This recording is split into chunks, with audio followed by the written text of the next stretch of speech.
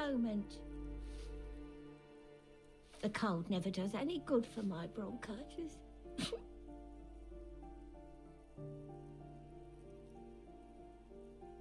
I already told you I don't care about any badges. I'm fine. Fine. Don't you worry about me. You're still worried. It's very worrying. Now, what do you want from me, policeman? She's the cleaning lady. She knows the floor plan and the residence.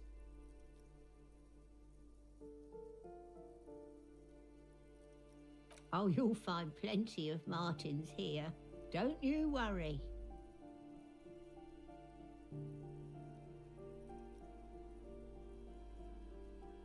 Pea-brain, someone played a trick on you.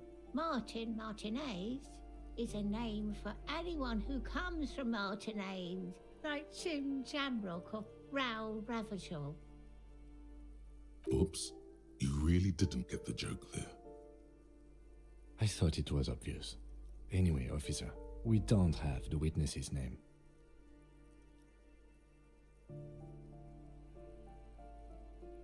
Yes, I know who you mean. The scrawny boy who's always smoking like the devil, right? Somewhere in the building, a child starts crying. You hear a radio tuned to a talk show and someone taking a shower.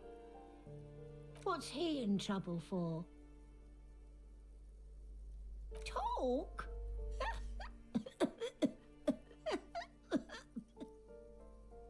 He lives upstairs in room 28. Go to the balcony. It's one of those doors there. He's usually home in the evening. Thank you. We should go check out his apartment on the balcony. See if he's home. The waiters are at the end of this hallway, right next to the communal bathroom. Ask away, policeman. The artiste? Nothing I can do about her, I'm afraid. She ruins the walls faster than I can clean them. Still, she leaves an old lady to her business. More than I can say for others.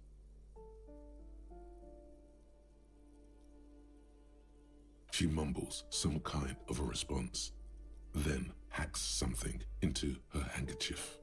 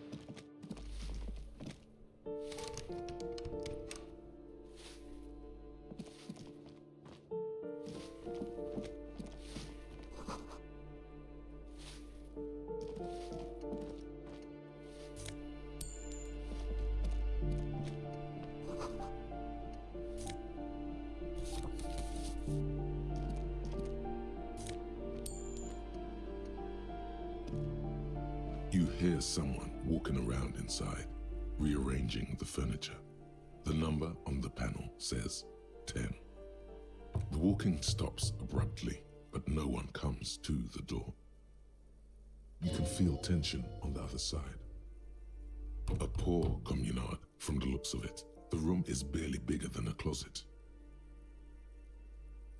Do I have to open the door? Do you have a warrant? I'm not obligated to open the door if you don't have a warrant. Let's go. We don't have a reason to get inside that apartment.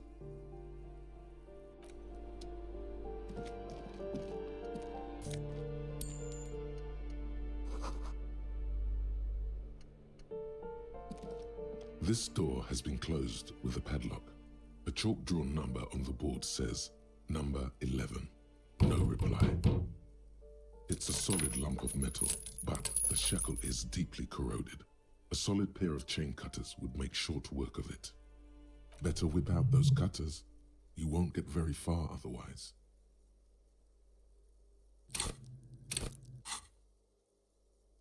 It's a solid lump of metal, but better whip out those cutters.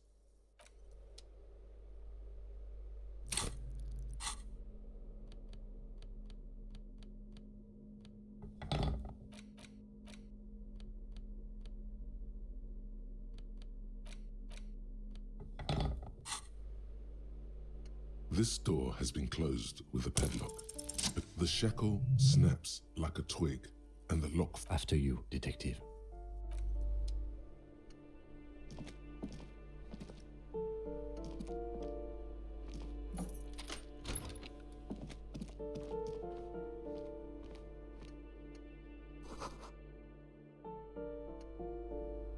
A plaster cast bust depicts a middle-aged man with impressive sideburns.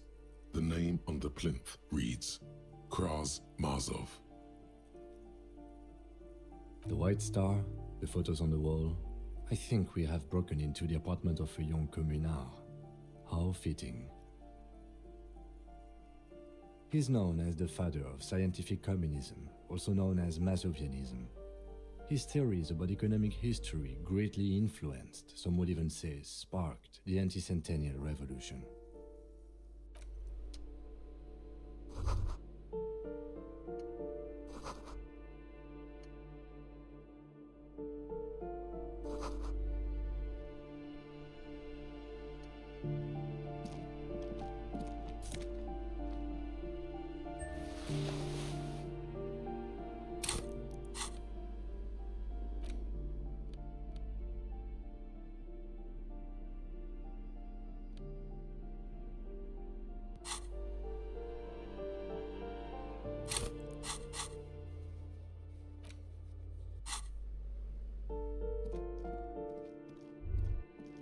That isn't just a five-pointed star. It's an inverted white pentagram cradled in a wreath of antlers, the iconography of communism, in other words. The star and antlers was developed in the 6th decade of the last century and quickly adopted by Mazov and the communards during the revolution. Even today, half a century after, the star and antlers retains the ability to evoke hope, disappointment, and fear in equal measure, to symbolize the toppling of the old order. Also, some social democrats were already using it. The wreath of antlers represents a natural crown. It was about building a society that could exist in accord with the natural world, and that because white is the color of peace. Nothing at all yet. Right now, it's just meaningless shapes on a wall.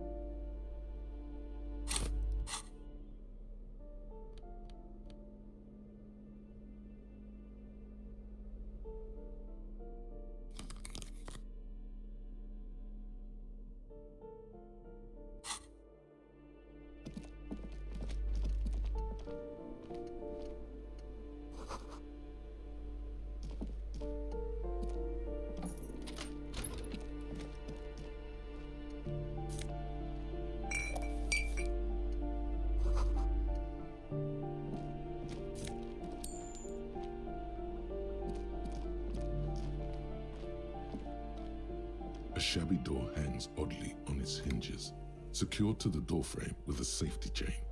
An unpaid energy bill is attached, threatening to cut off the electricity. It's addressed to Mr. Uno de Reuter. And the place comes with 3 months' worth of utility bills. No response. Good thing you already have the chain cutters in your hand. Nothing left to do now but snip, snip, snip. The cutter goes through them like dead leaves. The links fall to the ground on the other side of the door. I know there's no stopping you, but let's at least make this quick.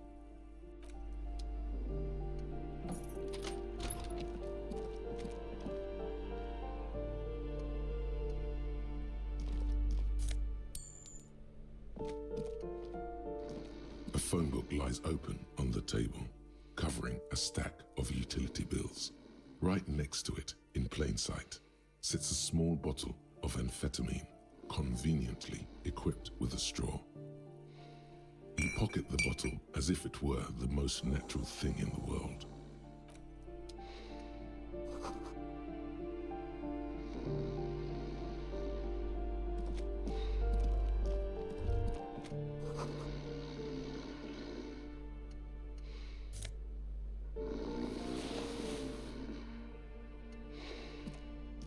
A bundle of clothes heaped on the bed, a stained parka, some towels and a duvet, some socks even.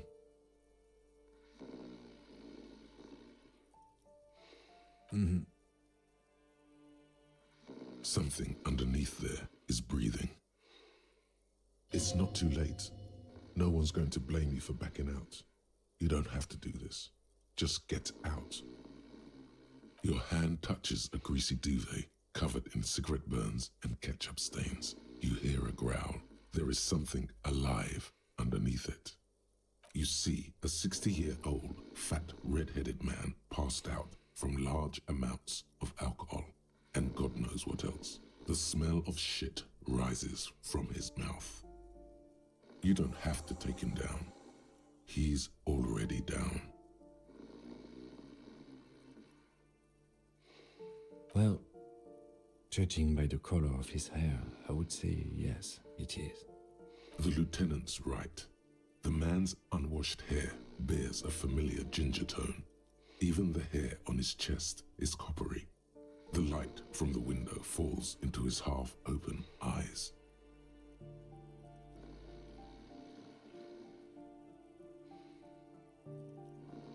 No, it really doesn't. This looks very hard to recover from. This man won't be feeding his family anytime soon. Not that he was, but at least he won't be beating his son. A pair of half-open bug eyes is staring back at you from the dark, empty, and frozen. It's clear that the person behind them is not awake.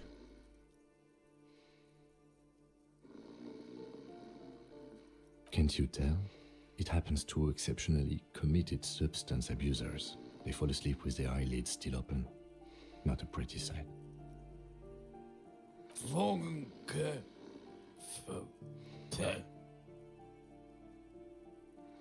Look, he's trying to communicate.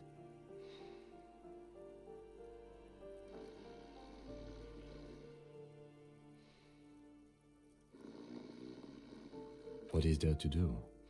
We could turn him on his side so he doesn't choke on his own vomit, but he's already on his side. We could take him to Remedy or Saint-Baptiste, but he doesn't have money for medical services. The almshouse would turn him down. They don't do charity for people who are trying to kill themselves. Besides, he'll be dead in a few. The pile of blankets grunts miserably.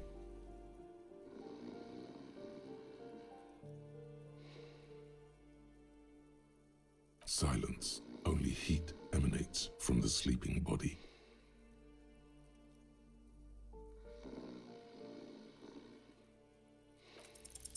The man groans once again, but his tongue keeps failing him. It's impossible to make out the syllables. A hand emerges from the blankets, trying to gesticulate something, and then falls back again, limp and defeated by sleep. A loud snore escapes his mouth.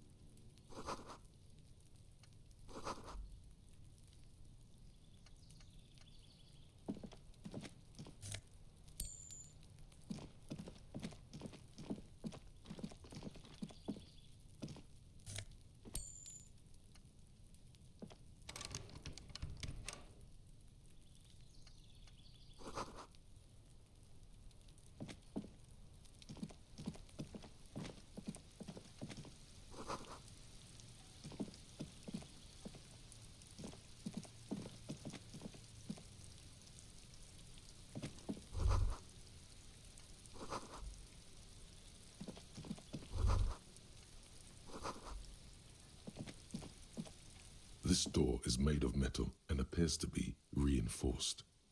Number 28. This is where the cleaning lady said the smoker on the balcony lives. Let's see if anyone's home. Knock on the door. No one answers. Looks like the young man we are looking for isn't home. I think our best chance to catch him is in the evening. We should return tomorrow after we have finished with our day's work. How about 9 p.m.? Sound good? Tomorrow, 9 p.m., right here. Apartment number 28. Good, let's go. Damn. Turns out it's quite tricky finding someone in a big apartment building. Don't worry. You'll get him. Remember, tomorrow, he's probably gone for today.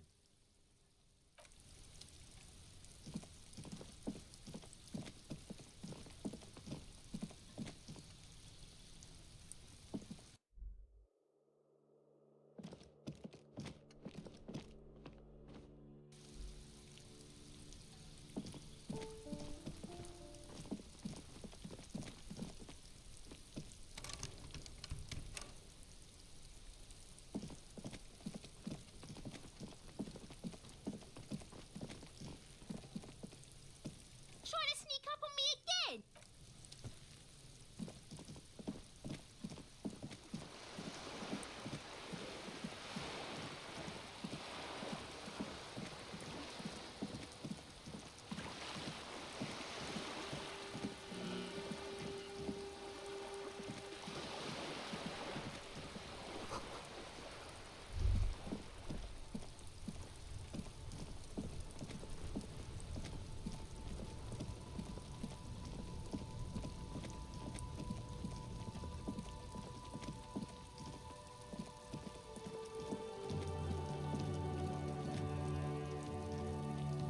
A crumpled billboard reading Samaran Butter.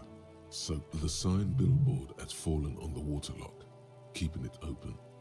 Whatever it is, the boy on the billboard seems very happy about it.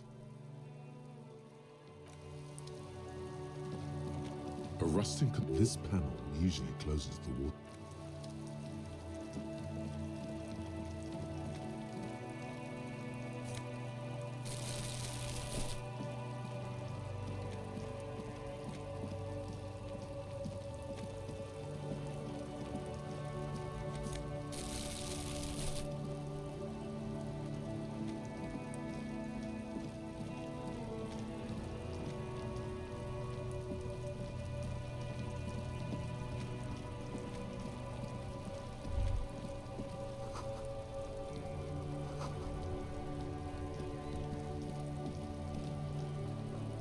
The dented yellow mailbox greets you with its graffito and bullet holes in the...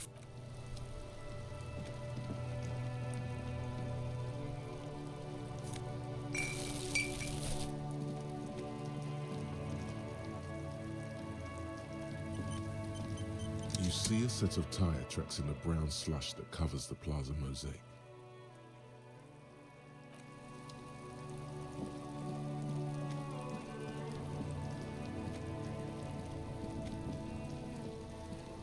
The trash container. The smell of rotten food rises to greet you. You see soggy cartons, dirty rags, and organic waste.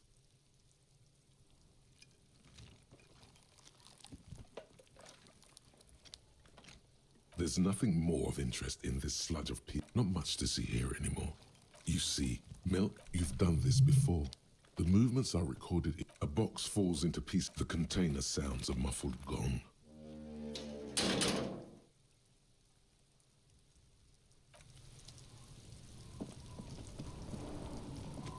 Fuck does Kuno care? Alright, so you got Kuno's kilo. Here is how we do it. First, you give Kuno Kuno's kilo, then Kuno gives you half back. That's how we split it. It's the best way, street way. Word on the street is, you sent your little friend in dressed as a hooker, distraction style. That's some sick shit. Not a single muscle moves on the lieutenant's face. Kuno wants to hear all about it, but first we split the kilo, then we shoot the shit. Kuno knows what Kuno means.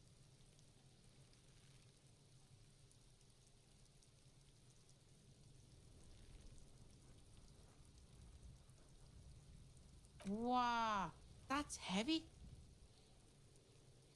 There you go. More than half in there. Kuno's fucking honourable like that. There is no movement on the lieutenant's face as he stares intently at the trash container. Now tell me, how the fuck are you still alive, pig?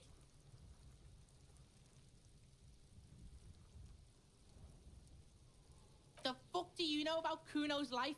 Kuno's got plans. Get the fuck out of here. Yeah, we got plans. Yeah, you do some Sambo shit, sneak in. Is the hooker thing real? Sambo is an acronym for Samaran boxing, graceful martial arts stuff. Sambo style implies stealth, cleverness, and cool. Just letting you know.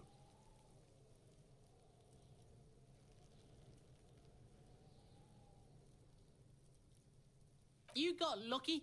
Kuno's dad was out getting more drink. Kuno knew that. That's why he sent you. Kuno cares about his pig. Doesn't want his pig to get hurt. Fuck right there, where? Fucking 3 years or some shit.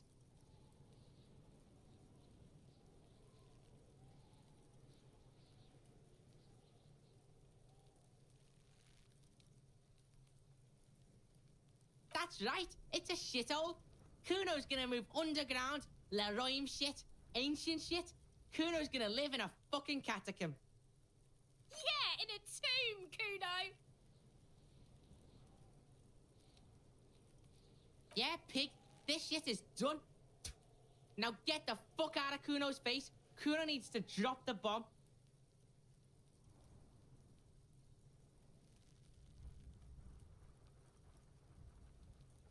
Kuno doesn't fucking care.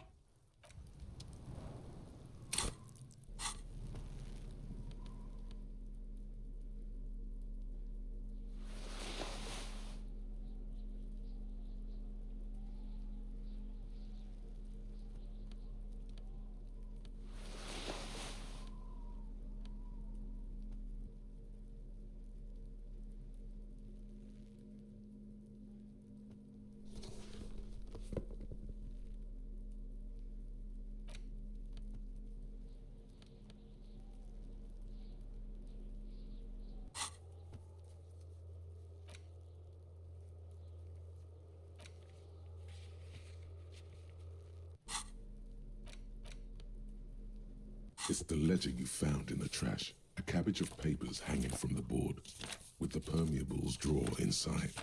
It's barely held together by a clip, then made complete by the faint smell of urinal cleaner.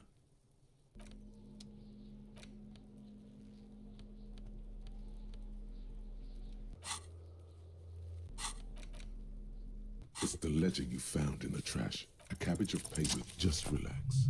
The two sides of the board are slightly misaligned, like a drawer that's come off the slides. All you need to do is bend the plastic on your knee, slowly. The slides snap back into place. It should be possible to just, Without resistance or sound, the two panels move against each other. The compartment is now open. 2 ticket stubs and a handmade postcard. 2 octopuses are smiling, reaching their tentacles toward each other in the colored pencil drawings. The tickets permit access to the zoo in Revachol East. The aquarium costs extra. These let you go there too. Thin wax paper has been glued to a piece of cardboard. Sounds like leaves rustling when you pick it up. You see violet flowers, floral patterns, patches of glue. It smells of chewing gum, apricot flavored. A touch of cinnamon, the end of summer. You think the label says tutti frutti. Familiar handwriting lines the inside of the card, looped, round letters in a woman's hand. A young woman in her 20s. There is care, effort, and a smile, you think, although that is not something you can read from someone's handwriting. Harry, it begins. You're already reading. I wanted to write you a letter so you can read it when you wake up. Maybe it will make you happy. Throw it away, please. A merciful wind blows in from the Bay of Revachol, dusting the ground at your feet and raising newspapers far away. You feel the card slipping into it. Frisson covers your entire body, a feeling of cold, a persistent chill.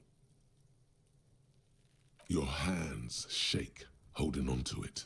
Every morning when I step out and you're asleep behind me, it says, I find a little piece of sadness in me.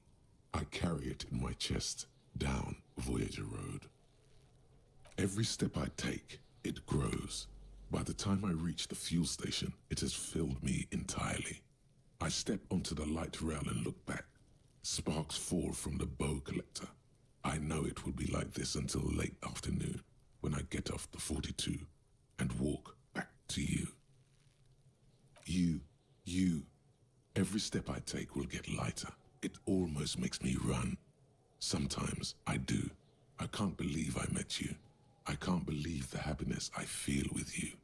You have a vast, vast soul, and I will always, always, always come back to it. Kisses, kisses, kisses.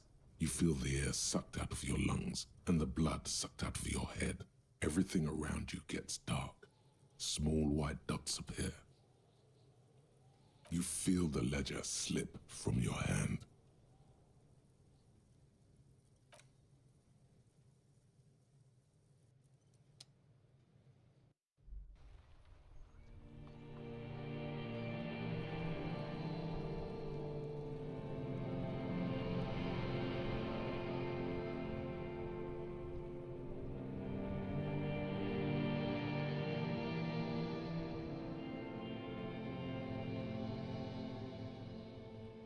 There is nothing.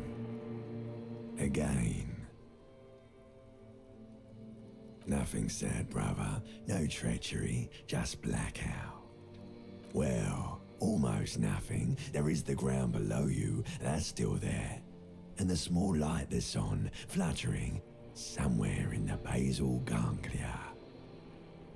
That's me. Blue eyes, that's me.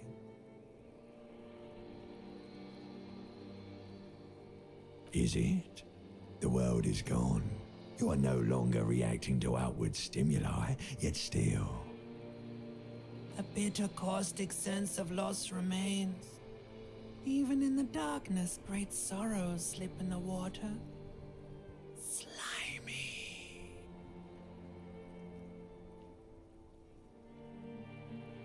The call when you're dead, brother. Here in the paleo-mammalian cortex, we call it the shadow. Because it's always there.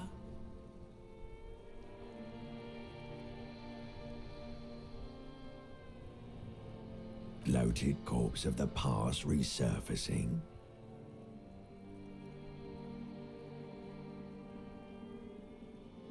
Don't prod at it. It will start moving again.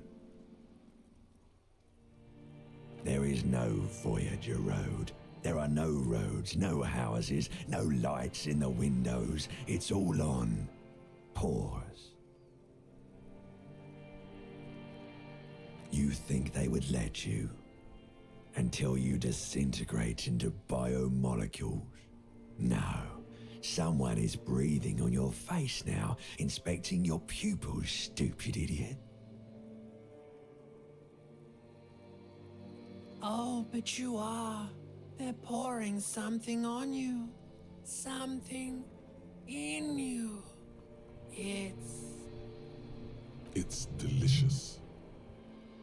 Glowing lights on a dashboard emerge out of nothingness. The upholstered cabin of Lieutenant Kitsuragi's motor carriage seated in the driver's basket. The air is thick with leatherworks and heavy fuel oil. Cold water runs down your chin. Drink. Water.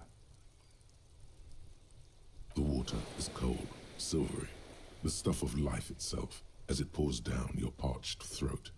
The pounding in your head recedes. The darkness parts. Drink. You haven't drunk water in 2 days. Did you know the human body is not made to survive on alcohol alone? You need a secondary form of hydration. With greedy gulps, you down half a liter of cold water. Some of it spills on the driver's seat. The lieutenant pays no heed to it. What happened?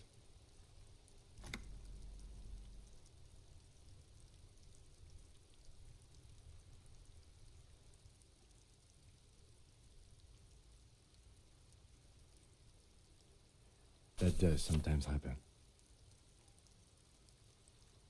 You dropped these. Are you okay to proceed?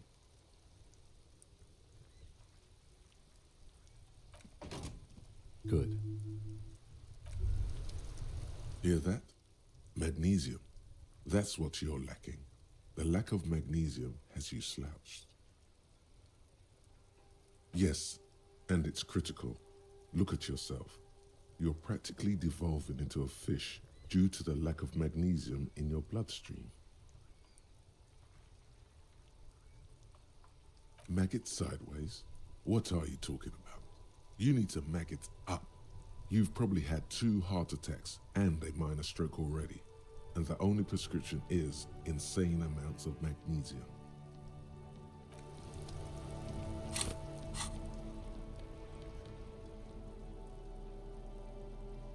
It's the ledger you found in the trash, a cabbage of papers hanging from the board.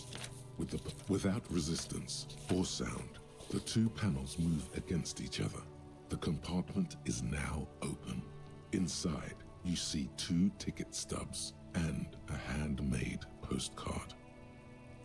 You stare at the card, willing your hand to move. It refuses. It's too much, not a game. The words just crossed your mind somehow. Who do you think? It's slightly, ever so slightly, difficult to breathe once you've done so. The drawer is locked. Blue ink drips from the white pages in your hand.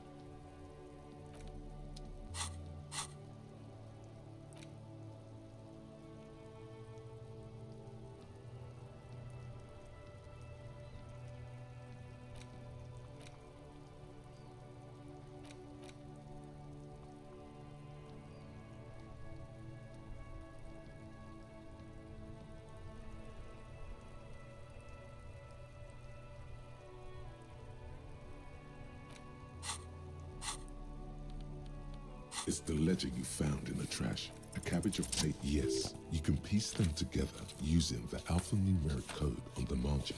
It always begins with HDB 41. Then, date of initialization and time of arrival on the scene, followed by the title. For example, HDB 41120111700, the next world mural. Why, yes, your precinct number is 41. Every last alphanumeric in the files begins with it, and these are your case files. It's safe to say HDB are your initials.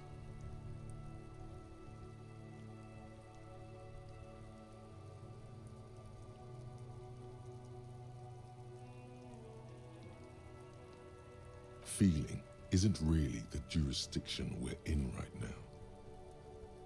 Probably for the best, because HDB feels like bad news from yesteryear. Like shit, honcho. It takes about half an hour to piece one together, using the system you've devised. Where do you want to start? Not much has changed in the meanwhile. A bunch of sodden papers still sags from the clipboard.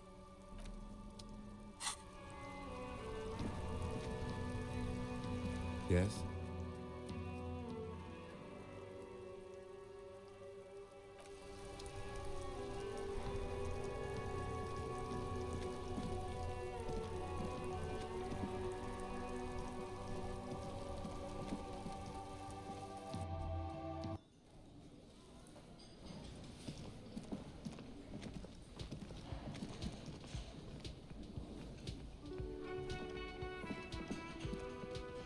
Hello again, sweetie.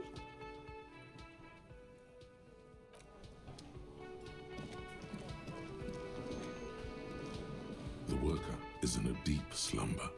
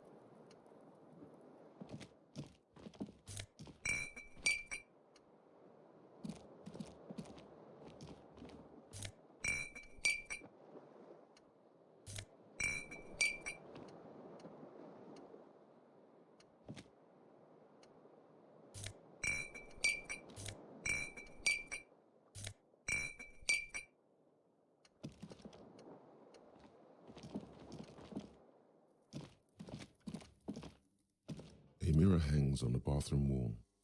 It's barely covered in steam anymore. It's your face in the mirror, adorned with the expression.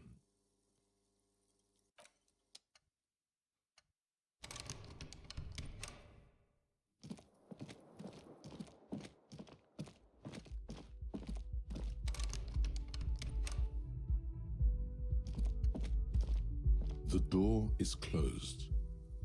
This door can only be opened with a key or from the inside.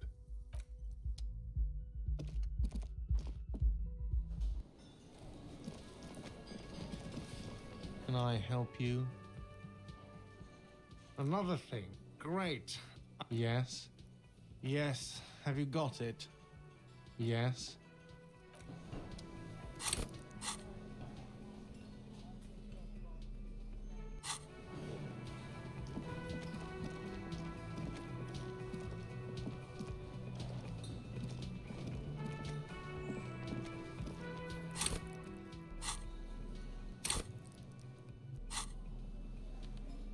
It's the ledger you found in it. It takes about half an hour to piece one together, using the system you've devised. Which one do you want? This one is relatively easy to reconstruct. Overnight on 1202, a graffito, nay, a mural, appears on an 8-story tenement overlooking central Jamrock. The building is a sparsely inhabited ghost tower, part of a failed real estate development called Grand Couronne. The mural is enormous. 2 silhouettes, a man and a woman, are kissing. The text cut into their form reads, "True love is possible only in the next world.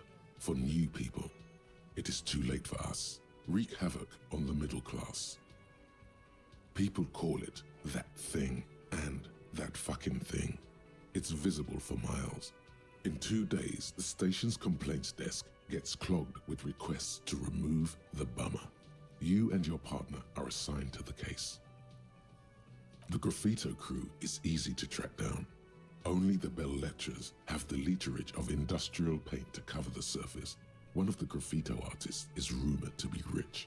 They take responsibility for the execution, but not the design. The ideologue of the next world mural, as the crew calls it, remains an unknown.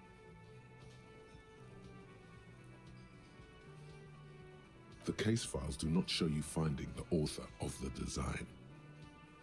The crew agrees to clean up after themselves.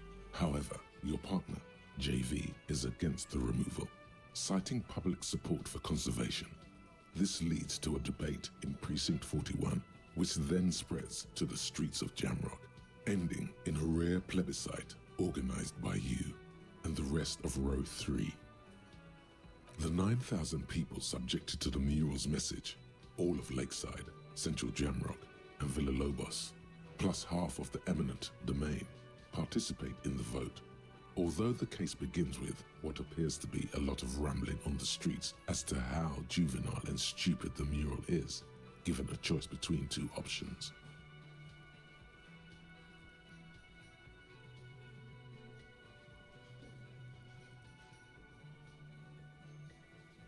A staggering 78% of voters choose to keep it. Turns out the opposition were a loud minority, and that love truly is possible in the next world for new people, and it is too late for us.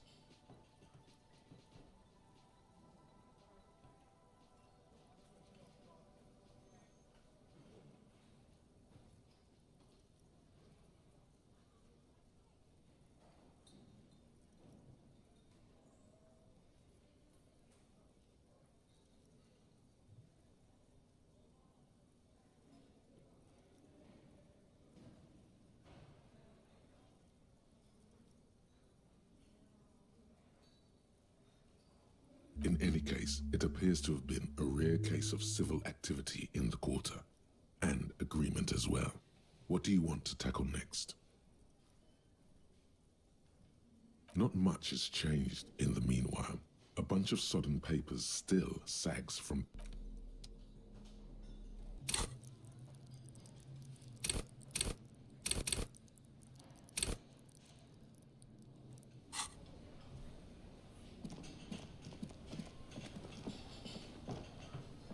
Can I help you?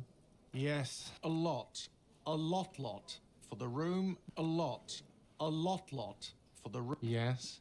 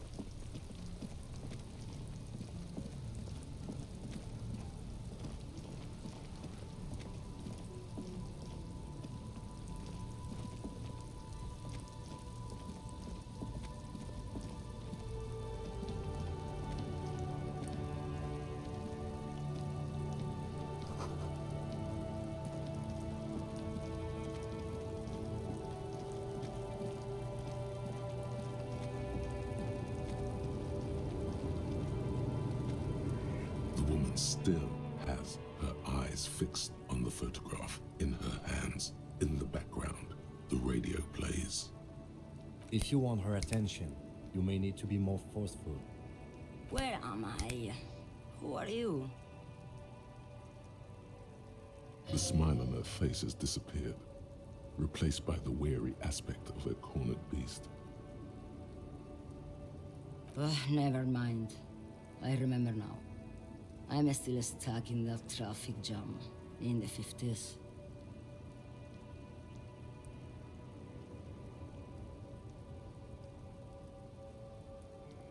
The men have small jaws and everything is made out of plastic.